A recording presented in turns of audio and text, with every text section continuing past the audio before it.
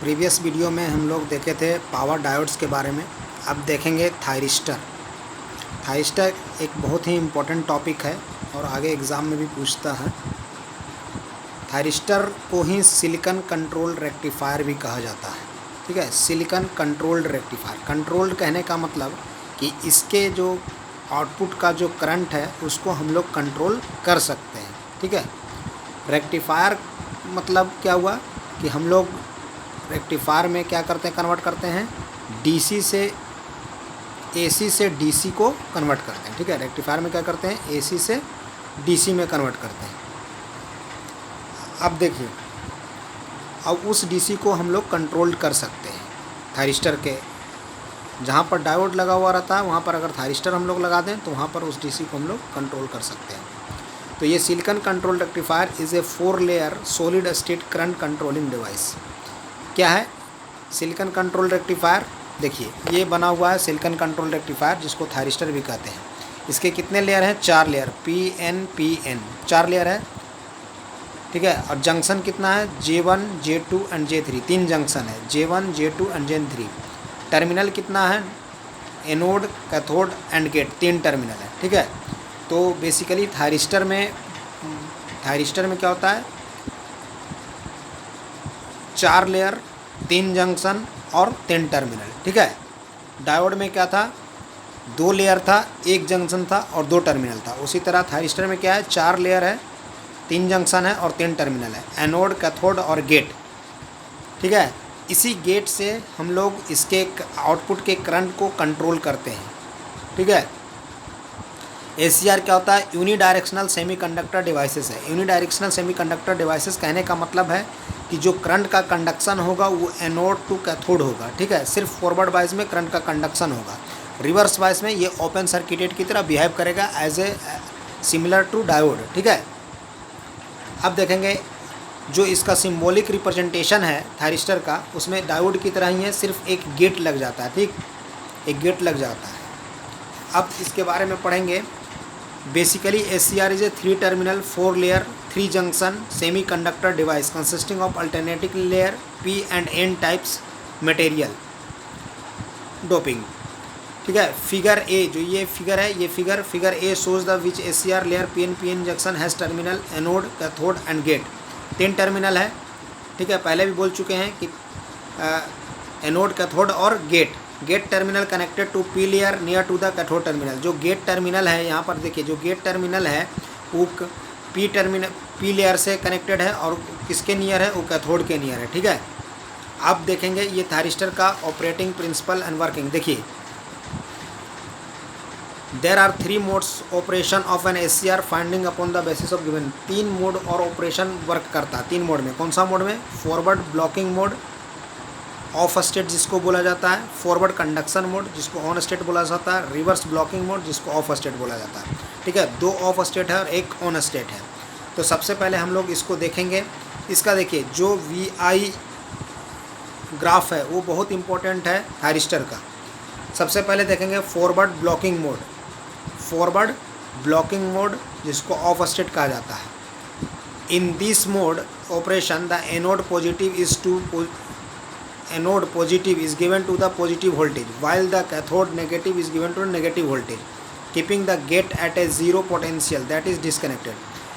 Forward blocking mode में क्या होता है कि जो एनोड का है, एनोड का कनेक्शन, वो एनोड को पॉजिटिव से कनेक्ट करते हैं और कैथोड को नेगेटिव से कनेक्ट करते हैं। लेकिन फॉरवर्ड ब्लॉकिंग मोड में हम लोग गेट को ज़ीरो पोटेंशियल कंसीडर करते हैं, मतलब गेट में कोई भी वोल्टेज अप्लाई नहीं करते हैं या कोई भी ट्रिगरिंग अप्लाई नहीं करते हैं फॉरवर्ड ब्लॉकिंग मोड में।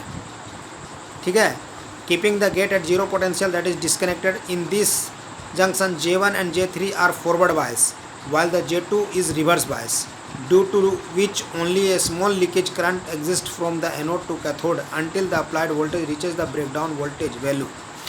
देखिए, सबसे पहले क्या हुआ फॉरवर्ड ब्लॉकिंग मोड में जब हम एनोड को पॉजिटिव से कनेक्ट किए और कैथोड को नेगेटिव से कनेक्ट किए तो मेरा P पॉजिटिव हुआ, N नेगेटिव हुआ। तो ये पॉजिटिव से कनेक्ट है तो ये मेरा J1 क्या हो गया?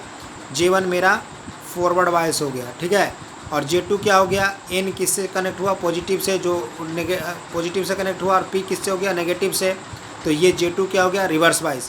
कहने का मतलब कि वो जंक्शन जिसमें P पॉजिटिव से कनेक्ट हो और N नेगेटिव से कनेक्ट हो तो वो कहलाता है फॉरवर्ड बाइस, और अगर N पॉजिटिव से कनेक्ट हो और P नेगेटिव से कनेक्ट हो तो वो कहलाता है रिवर्स बाइस। तो अगर हम एनोड को पॉजिटिव से कनेक्ट कर रहे हैं और कैथोड को नेगेटिव से कनेक्ट कर रहे हैं, किसमें, फॉरवर्ड ब्लॉकिंग मोड में, तो J1 मेरा फॉरवर्ड बाइस है और J2 मेरा रिवर्स बाइस है। और फिर से P किससे कनेक्ट है, एनोड से, और N किससे कनेक्ट है, नेगेटिव से। ठीक है, तो ये भी हो गया क्या, J3 भी क्या हो गया, मेरा फॉरवर्ड बाइस। ठीक है, तो फॉरवर्ड ब्लॉकिंग मोड में क्या होगा, J1 और J3 मेरा फॉरवर्ड बाइस होगा और J2 मेरा क्या होगा, reverse bias, forward blocking mode में। लेकिन गेट में कोई भी हम लोग ट्रिगरिंग इस समय नहीं दे रहे हैं। ठीक है, अब देखेंगे,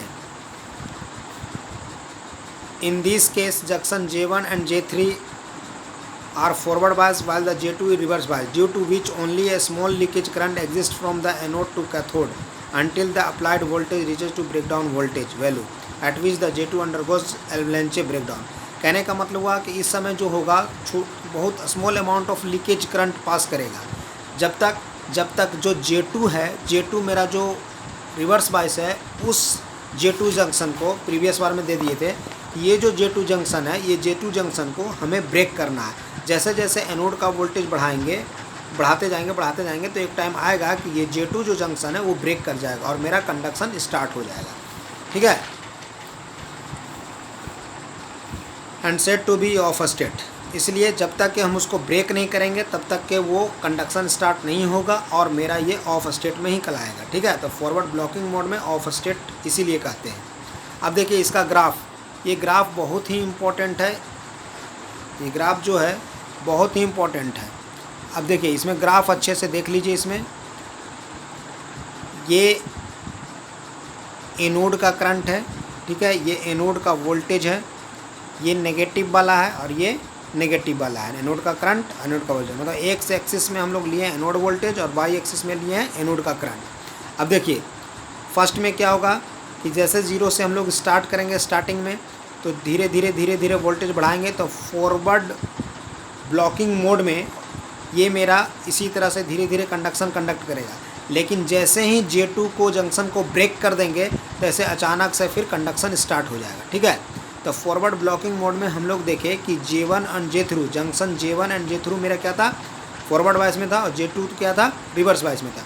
लेकिन स्टार्टिंग में जैसे वोल्टेज हम अप्लाई करेंगे एनोड से कैथोड की तरफ, वोल्टेज धीरे धीरे जैसे इंक्रीज करेंगे अचानक से एक बार J2 ब्रेक कर जाएगा और कंडक्शन स्टार्ट हो जाएगा। तो इसलिए इसको बोला गया फॉरवर्ड कंडक्शन मोड, ये कंडक्शन मोड में है। ठीक है, और ये जो यहाँ से जो यहाँ तक के जो करंट है फॉरवर्ड ब्लॉकिंग मोड में है और small amount of leakage current मेरा फ्लो करता है फॉरवर्ड ब्लॉकिंग मोड में। ठीक है, फॉरवर्ड ब्लॉकिंग मोड में small amount of leakage current flow करता है। अब देखिए ये जो IG1, IG2, IG3 दिया हुआ है, यो क्या है, वो गेट का पल्स है, गेट का करंट है। IG1, IG2 और IG3 गेट का करंट है। अब इसमें क्या होता है कि अगर हम IG1 को बढ़ाते हैं, गेट के करंट को बढ़ाते हैं, जितना ज़्यादा बढ़ाएंगे उतना जल्दी ब्रेक कर जाएगा मेरा J2। ठीक है, IG1 कहने का मतलब है गेट का करंट है, गेट का करंट अगर हम जितना ज़्यादा बढ़ाएंगे उतना जल्दी ब्रेक कर जाएगा। इसका मतलब IG1 बड़ा है, IG2 छोटा है उससे और IG3 उससे भी छोटा है। कहने का मतलब हुआ कि जितना ज़्यादा गेट करंट देंगे उतना ही जल्दी ब्रेक कर जाएगा मेरा J2। अब एक चीज़ आता है, देखिए अब रिवर्स बाइस में देखिए, रिवर्स बाइस में क्या होता है कि जैसे ही हम लोग एनोड को नेगेटिव से कनेक्ट करते हैं और कैथोड को पॉजिटिव से कनेक्ट करते हैं तो J1 और J3 मेरा रिवर्स बाइस में हो जाता है और J2 मेरा क्या हो जाता है, फॉरवर्ड बाइस में। तो रिवर्स बाइस में दो जंक्शन हो गया, तो उसको तोड़ने के लिए हमें काफ़ी वोल्टेज अप्लाई करना होगा। तो रिवर्स बाइस में वोल्टेज धीरे धीरे इंक्रीज करते जाते हैं, तब एक टाइम आता है VBR, ब्रेक ओवर वोल्टेज जो है रिवर्स बाइस में, ब्रेक ओवर वोल्टेज जो रिवर्स बाइस में है वो काफ़ी देरी के बाद आएगा और वो अचानक से J1 एंड J3 जो जंक्शन है मेरा रिवर्स बाइस में वो ब्रेक कर जाएगा और फिर करंट इंक्रीज कर जाएगा, मतलब कंडक्शन स्टार्ट हो जाएगा। तो इसमें भी थायरिस्टर में भी रिवर्स बाइस में कंडक्शन होगा, लेकिन जो रिवर्स बायस में जो जंक्शन बन रहा है J1 and J3 reverse bias में, उसको ब्रेक करने के लिए हमारा जो वोल्टेज है वो काफ़ी ज़्यादा अप्लाई करना पड़ेगा, ठीक है। तो इसको बोलते हैं रिवर्स लीकेज करंट। जो इसमें यहाँ से इसके बीच में ये है, ये रिवर्स लीकेज करंट है और रिवर्स ब्लॉकिंग मोड है ये। और ये देखिए ये जो ग्राफ गया हुआ ये ग्राफ, ये है फॉरवर्ड ब्लॉकिंग मोड और ये फॉरवर्ड कंडक्शन मोड। तीनों मोड के बारे में हो गया। अब आते हैं लैचिंग करंट और होल्डिंग करंट। तो लैचिंग करंट वह मिनिमम करंट है जहाँ से आपका J2 जंक्शन ब्रेक कर जाता है और कंडक्शन स्टार्ट हो जाता है, ठीक है। तो लैचिंग करंट वह मिनिमम करंट है जहाँ पे कंडक्शन स्टार्ट हो जाता है। अब देखिए होल्डिंग करंट वह मिनिमम करंट है उस जिसके नीचे जाने पे मेरा थायरिस्टर टर्न ऑफ हो जाता है। मतलब कि ये जो होल्डिंग करंट है, अगर इससे नीचे चला जाएगा करंट किसी भी वजह से, तो मेरा थायरिस्टर टर्न ऑफ हो जाएगा, ठीक है। तो ये होल्डिंग करंट हुआ और ये लैचिंग करंट हुआ। और हमेशा लैचिंग करंट होल्डिंग करंट से ज़्यादा होता है, ठीक है। 3 to 4 टाइम्स लैचिंग करंट ज़्यादा होता है होल्डिंग करंट से।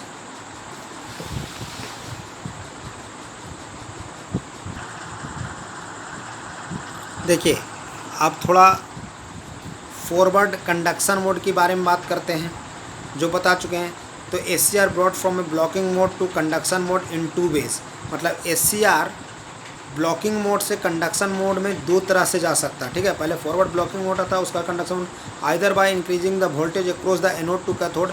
अगर हम एनोड टू कैथोड के बीच में वोल्टेज बढ़ाते जाते हैं तो J2 ब्रेक कर जाएगा जंक्शन J2 और वो कंडक्शन मोड में चला जाएगा, ठीक है। अब दूसरा क्या होता है कि या फिर हम लोग अप्लाई करते हैं positive pulse, gate pulse apply करते हैं, जिसको ट्रिगरिंग कहते हैं। उसके कारण से अगर ट्रिगरिंग हम करें तो जंक्शन J2 मेरा ब्रेक कर सकता है और मेरा जो फॉरवर्ड ब्लॉकिंग मोड से फॉरवर्ड कंडक्शन मोड में SCR पहुंच जाएगा। Once SCR start to conducting no more gate pulse is required to maintain it in the on state, ठीक है। और एक बार अगर जंक्शन J2 ब्रेक कर गया तो फिर हमें गेट पल्स की ज़रूरत नहीं पड़ेगा। There are 2 ways to turn off. अब टर्न ऑफ करने के लिए इसको 2 तरीका हो सकता है। Reduce the current through its below a minimum value of called holding current and with gate turn off. मतलब कि अगर एक बार कंडक्शन स्टार्ट हो गया थायरिस्टर को, तो उसको टर्न ऑफ करने के लिए क्या कर सकते हैं, रिड्यूस करना होगा करंट थ्रू इट्स बिलो। कौन? गेट करंट जो रिड्यूस करना होगा below a minimum value of called holding current. मतलब होल्डिंग करंट से नीचे ले जाना होगा करंट, तब जाकर मेरा थायरिस्टर टर्न ऑफ होगा। With the gate turn off short out of anode to voltage cathode momentarily pulse push button switch transistor across the junction. और मेरा क्या होगा कि जो short out anode to cathode momentarily with A push button switch और transistor across the junction. मतलब कि उसके अक्रॉस हमको ऐसा करना होगा कि जो मेरा होल्डिंग करंट है वो होल्डिंग करंट से नीचे चला जाए करंट, ठीक है। जो कंडक्शन का जो करंट है वो होल्डिंग करंट से अगर नीचे चला जाएगा तो मेरा ही थायरिस्टर टर्न ऑफ हो पाएगा। तो ये फॉरवर्ड कंडक्शन मोड की बात हो गया। अब देखिए लैचिंग करंट के बारे में तो हम बता दिए। The latching current is defined as the minimum value of anode current in which must attend during turn on process to maintain the conduction when gate signal is remove, ठीक है।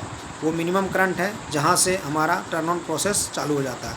Holding current क्या है? वह minimum current है SCR का, जहाँ से नीचे जाने पर एनोड करंट जो उससे नीचे अगर चला गया तो वो थायरिस्टर टर्न ऑफ हो जाएगा, ठीक है। उसके आगे का वीडियो नेक्स्ट डे।